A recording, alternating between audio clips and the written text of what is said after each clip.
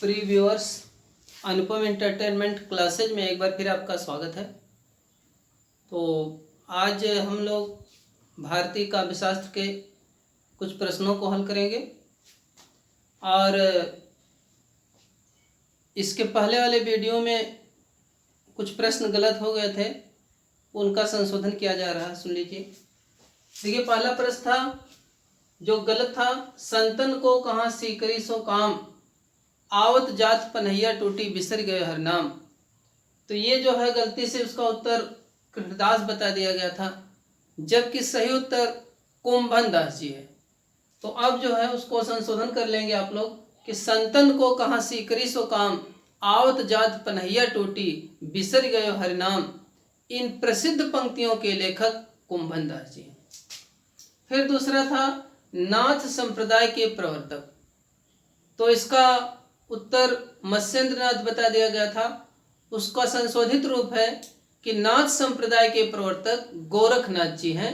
तो ये दोनों प्रश्न का उत्तर यह संशोधन कर दिया गया है। तो संतन को कहाँ सीकरी सो काम कुंभन दास और नाथ संप्रदाय के प्रवर्तक गोरखनाथ आप लोग लगाएंगे। चलिए अगला देखिए। प्रयाण नामक नवीन रस की कल्पना किसने की? प्रयाण नामक नवीन रस की कल्पना किसने की? तो इसका उत्तर है रुद्रट ने। रुद्रट ने प्रयाण नामक नवीन रस की कल्पना की।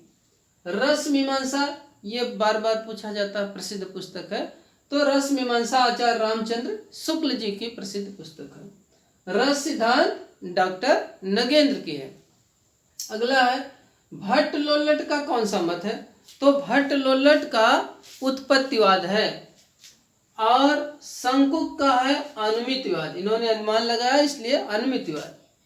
भट्ट नायक के सिद्धांत का मत है भोक्तिवाद या भोगवाद। तो भट्ट नायक का सिद्धांत है भोक्तिवाद या भोगवाद। अभिनव गुप्त का सिद्धांत है अव्यक्तिवाद। कभी कभी इसको इधर का उधर दे देगा, अर्थात मिलाने के लिए कहेगा, तो इसको हम लोग आसानी से मिला देंगे। क्या? भट्ट लोलक उत्पत्तिवाद, शंकुक अनुमितिवाद, भट्ट नायक भोक्तिवाद या भोगवाद, अभिनव गुप्त अव्यक्तिवाद। अगला है भट्ट लोल्लट ने रस की अवस्थिति किसमें मानी? तो भट्ट लोल्लट ने रस की अवस्थिति अनुकार्य में मानी है। फिर कथन है रस की निष्पत्ति नहीं होती, अनुमिति होती है। तो अभी हम लोग पढ़े कि अनुमितिवाद शंकुक का है, तो इसलिए यहाँ भी देखिए गया भट्ट रस की निष्पत्ति नहीं होती, अनुमित होती है।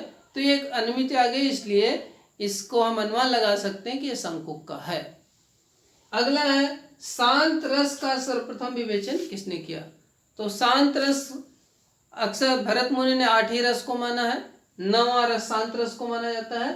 तो पूछ रहा है कि शांत रस का सबसे पहले विवेचन किसने किया? तो इसका उत्तर है उद्भट ने शांत रस का सबसे पहले विवेचन किया है, उद्भट ने। देखिए अगला प्रश्न है रस की ना तो उत्पत्ति होती और ना ही अनुमित होती है, वरन रस की भुक्ति होती है। रस की ना तो उत्पत्ति होती है और ना ही अनुमित होती है, वरन रस की भुक्ति होती है। ये भट्टनायक जी का कथन है। फिर अभिनव गुप्त का शैव दर्शन। तो अभिनव गुप्त का कौन सा दर्शन प्रसिद्ध है? शैव दर्शन, अर्थात अभिनव गुप्त शैव दर्शन के लिए जाने जाते हैं। अभिनव गुप्त ने रस की स्थिति किसमें मानी है? सामाजिक या सहृदय में अभिनव गुप्त ने रस की स्थिति मानी है। अभिनव गुप्त रस को क्या मानते हैं? तो अभिनव गुप्त रस को व्यंग्य मानते हैं। अगला है साधारणीकरण की कल्पना सर्वप्रथम किसने की? बहुत ही महत्वपूर्ण प्रश्न। साधारणीकरण की कल्पना सर्वप्रथम किसने की? तो साधारणीकरण की कल्पना सर्वप्रथम भट्ट नायक ने किया है। फिर आलंबनत्व धर्म का साधारणीकरण होता है, यह भी महत्वपूर्ण प्रश्न है, अक्सर पूछता है।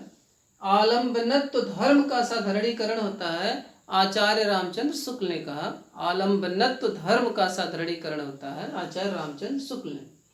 हिंदी में आधुनिक काल में साधारणीकरण के विषय में सर्वप्रथम चिंतन किसने किया?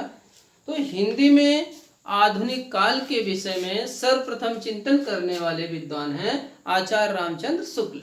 हिंदी में आधुनिक काल के विषय में, आधुनिक काल में साधारणीकरण के विषय में सर्वप्रथम चिंतन करने वाले विद्वान आचार्य रामचंद्र शुक्ल ही हैं। रीति काव्य की भूमिका तथा रस सिद्धांत के लेखक क्या बार बार पूछा जाता है? रीति काव्य की भूमिका तथा रस सिद्धांत के लेखक डॉक्टर नगेंद्र हैं। कब विवाह होता है जो अपनी अनुभूति का साधारणीकरण करता है?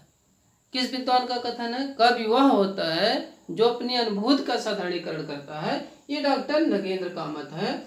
और अंतिम प्रश्न है कि अनुभावों की संख्या कितनी होती है? तो अनुभावों की संख्या होती है 4। तो चैनल को लाइक और सब्सक्राइब अवश्य करें। बहुत बहुत धन्यवाद।